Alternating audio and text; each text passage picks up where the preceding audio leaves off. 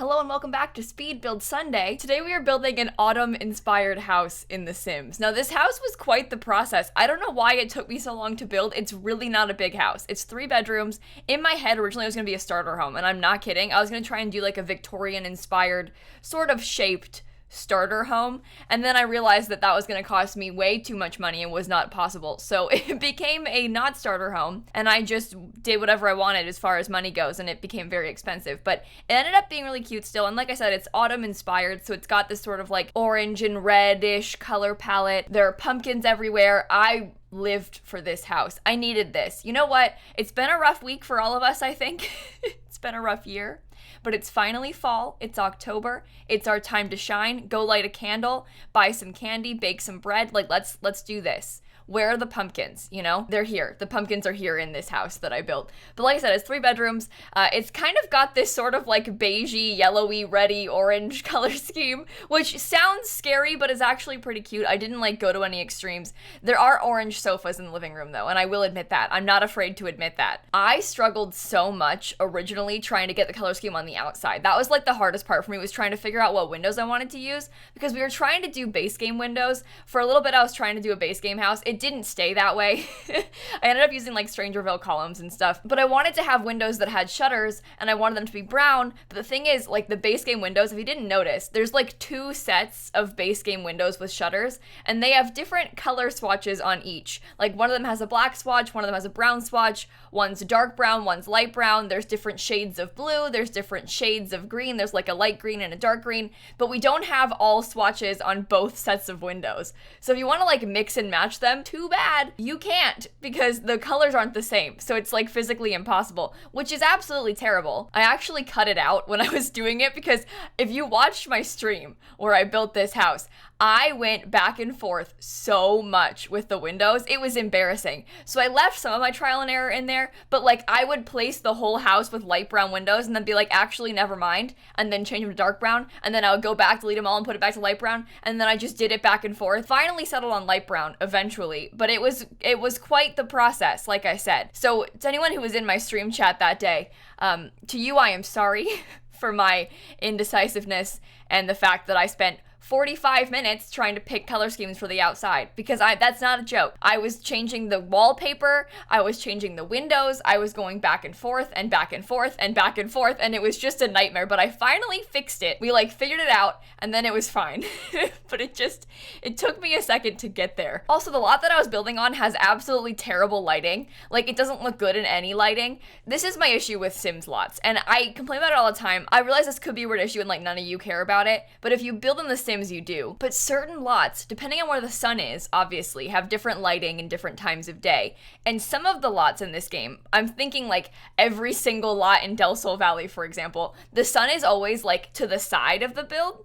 And so the house is always in a shadow. No matter what time you're building in, the front of the house is always in a shadow. And it's horrible for trying to build, because every time that you're trying to like get a good lighting on the front of the house to figure out colors, to get a good angle for a speed build, like it doesn't matter, the house always looks dark and shadowed and scary. And it's really bad for trying to build, because again, the house is always in a shadow. So you'll see I'm building in the evening time here on this lot, which honestly is kind of a vibe for this like autumn inspired build, so it's fine, because you know, it's an autumn build, so the evening kind of works for this. But it's just so frustrating to like never have good lighting for builds, and that is like 99% of why I never build in Del Sol Valley, and I'm not kidding. It's because the lighting is always bad. Also in this build, I actually left in my floor plan struggles. A lot of times I cut this out of my speed builds because I feel like it's a waste of time to watch me like struggle to figure out a floor plan, because I just go back and forth deleting walls and putting walls back and deleting walls and putting walls back. But in this house, I actually left the floor plan struggles, because you know what? I feel like it might be helpful. It's hard to figure out floor plans sometimes. In some houses, it's like very natural and you just put some walls down and then it works. But in ones like this where the shape is really odd, it's definitely very hard to figure out a floor plan that works. And I feel for you. I feel for me and this house because it took me a while to get it. It looks so fast in a speed build, but like in real life, it took me so long to like figure out where the walls should go upstairs. I even made the house bigger, and you know that I never do that. Like my philosophy is always like make it smaller. because I feel like it's easier to furnish that way, but I actually made the house a tile bigger, so the hallway would be a little bit bigger, because there was a very tiny hallway and a very weird angled bathroom, and I was like, you know what? We have to make this bigger. I don't have a choice. Anyway, it's a speed build. It's a Sunday. This is my chance to talk about myself, and I have had quite the week, okay?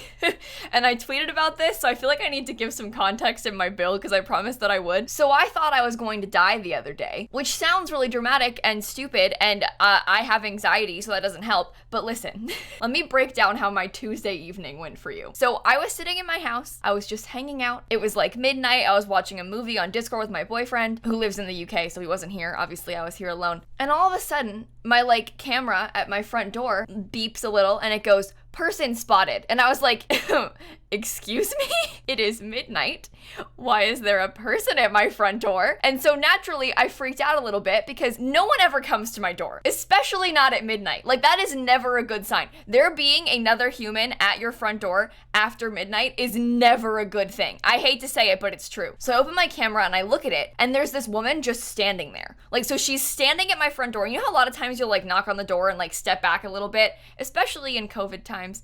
If I were to ring a doorbell, I would stand far away. I wouldn't stand right up next to the door, but this woman was standing there on her phone, right up at the door, right in front of it. So if I had looked through the peephole on my door, I would have been eye level staring right at each other. I mean, she couldn't have seen me, but she was right up at the door, which is weird enough as it is. And she's just standing in front of my house at midnight. And she kept just standing there for 5 minutes. And then she just disappeared, okay? And then I look out my window and she's parked in my driveway behind me. Now, I live in a townhouse, so I don't have a big driveway. It's a one car, small, fits one car and that's it. There's no space behind me in the driveway. The sidewalk's right there. I have a very small driveway. And she was parked kind of diagonally behind me in my driveway. So she's blocking me in, parked halfway in the street because there's no driveway space behind her. She's parked in the sidewalk basically. And again, is blocking me in. Now, she left at this point, but her car was still there. So in my mind, I was like, okay, she's no longer at my front door. Where is she? And why is her car still behind me? And she was just gone.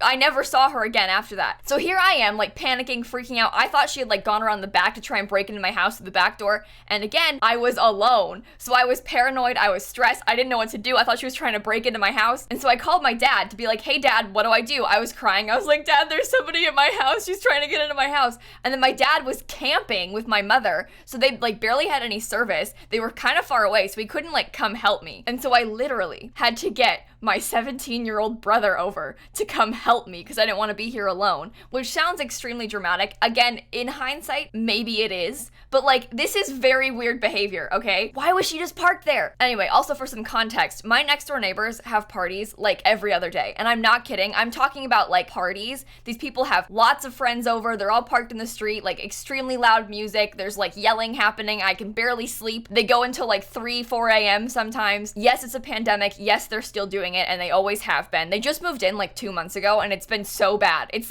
unbearable. I had neighbors on the other side of me that moved out that were like that, and then these neighbors on this side moved in and are like that. It's just, I can't win. Anyway, they're bad. But at this point, there wasn't a party happening yet. I didn't hear music. They weren't being loud yet. So I didn't know, was she trying to go to a party? Because obviously the reasonable explanation is this woman was trying to go to their house, went to the wrong house, and then somehow left her car in my driveway. And so I got my brother. The plan was for him to drive past at least and just see are there cars outside there? Because I can't see from inside my house if there were. And I wasn't gonna go outside in case she was trying to kill me because who knows what she's doing at my house. And so Brett drove past, saw there were a couple cars over there, and then he ended up parking and coming in to help me. And then we got up the courage because the music had started playing, so we knew they had friends over. So we got up the courage to go next door and be like, hey, can you please move your car? Because at this point I was like, it must be them. It must be a person at their party. They must have parked in my driveway. It's fine. So we go over there and we're knocking on the door. They weren't answering because they had all this music playing. They couldn't hear us. And so we kind of just stood there what do we do?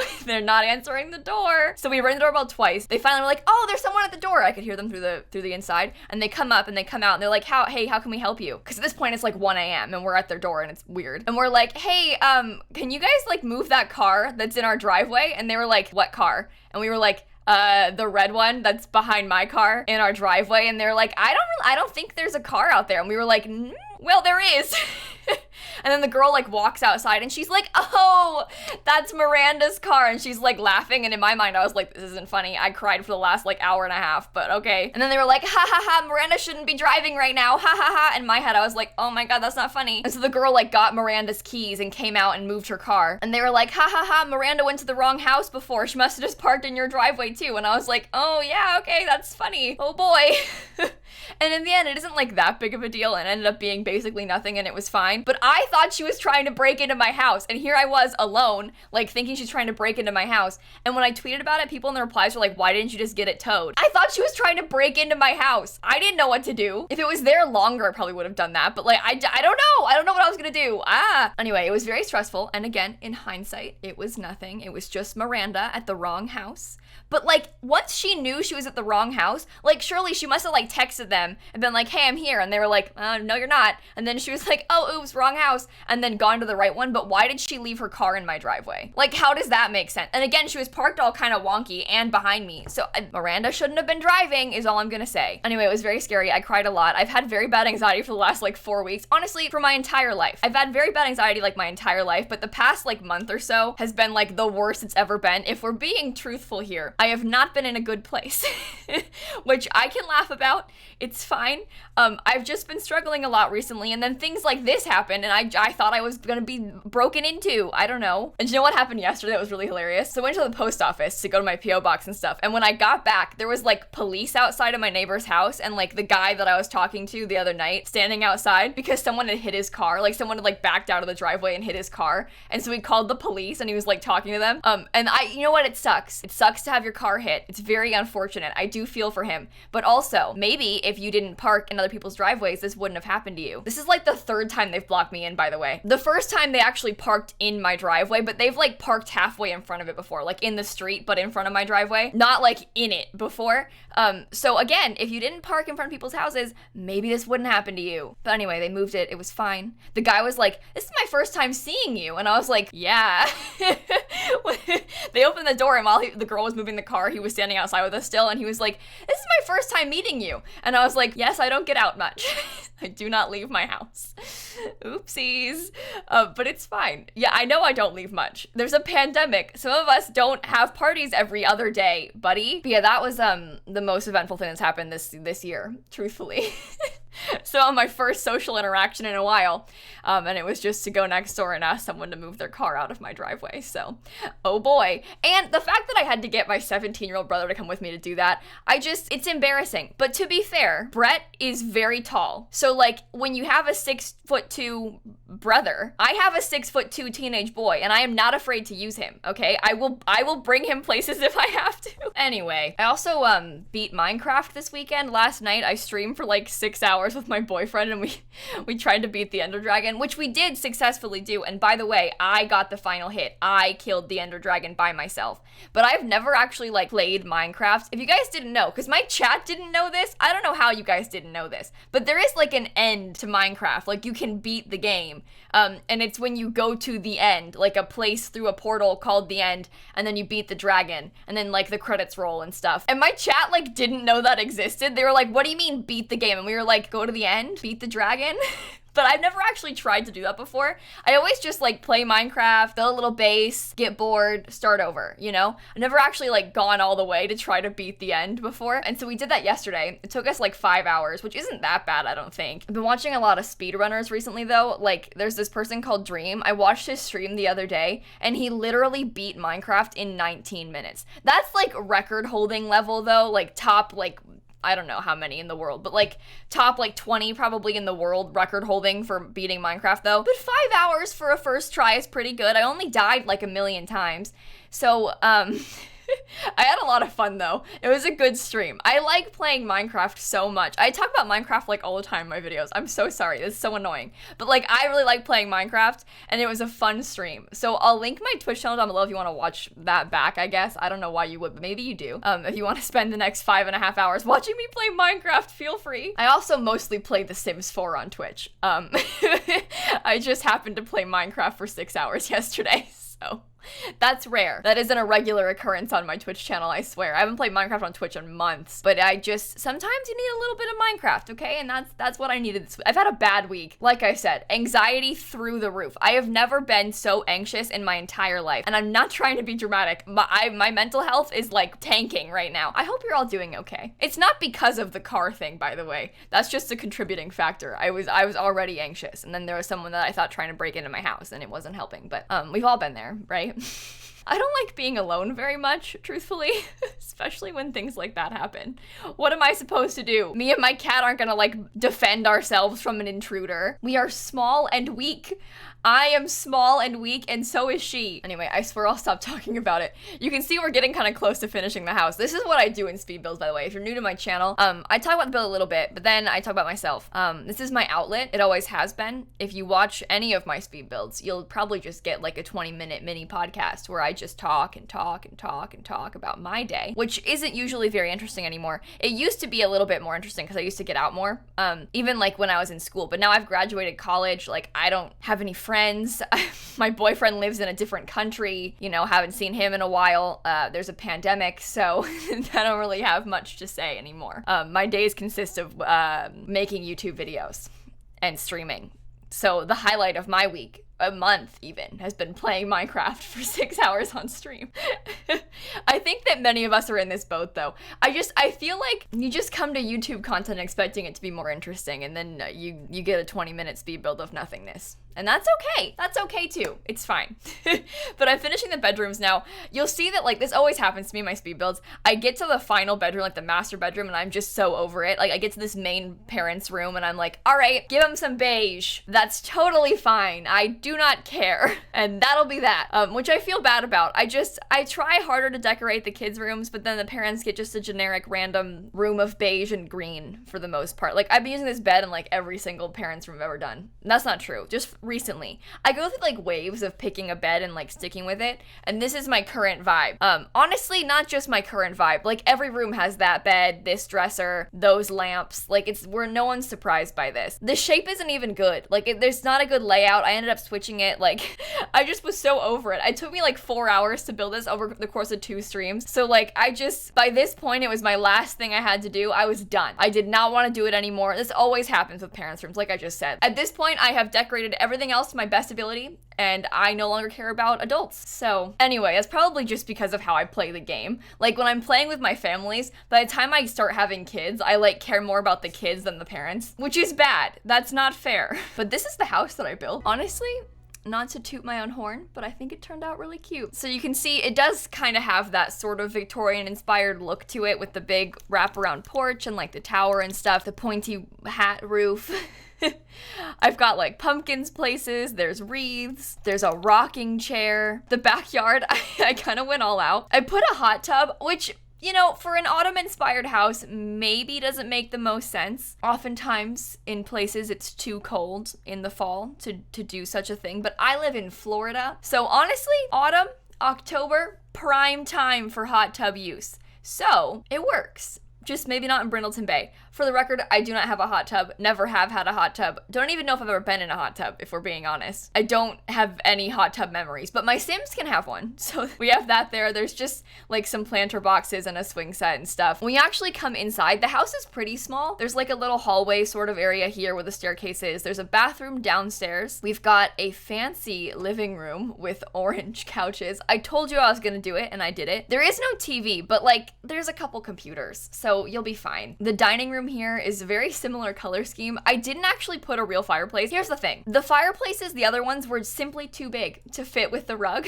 And I wanted there to be a fireplace in front of this chimney. So just imagine this house is older. It's been renovated, updated a little bit, sort of. This is an electric fireplace. They don't need a chimney. And this is where the chimney used to be with a real fireplace, but they've sort of like filled it in because it doesn't work anymore. So they've put a log with candles instead. I love all the candles candles. There's a lot of candles in this room, which honestly is my dream. It probably smells so good in this house. The kitchen here, I loved too. It's kind of a galley style kitchen. There's like a table as a fake island in the middle. Very Joanna Gaines, if you ask me. I think it turned out all right. And then upstairs, we got another hallway. There's just a small little computer space here. I made like a built-in desk. I didn't have enough space, so I just pushed the desk into the wall, which isn't that unrealistic, I don't think. You could build one off the wall like that if you wanted to. This kid has like a dream room. There's a tower in their room with a chandelier. Imagine having your dollhouse in a literal tower. Like, you match your dolls. Look, how is that even possible? We have like a teenager's room over here. There's another computer, which is good. A guitar, stuff like that. One more bathroom upstairs. There's 2 bathrooms. And then of course the parents' bedroom. There isn't like a master bathroom. I always try to do that. Like, I definitely aim to have an ensuite off the master bedroom, but sometimes it just isn't gonna happen. And this house is one of those times. So they've got a hall bath. At least there's 2 bathrooms, but obviously it could be a little bit better laid out. Ideally you'd have ensuites, but this house is small, so you don't get one. And it costs approximately 95,000 simoleons. Oh my god. You know how I was gonna make it cheap? It was gonna be a starter home when I first started. 95k. Yeah, all right. I'm gonna go.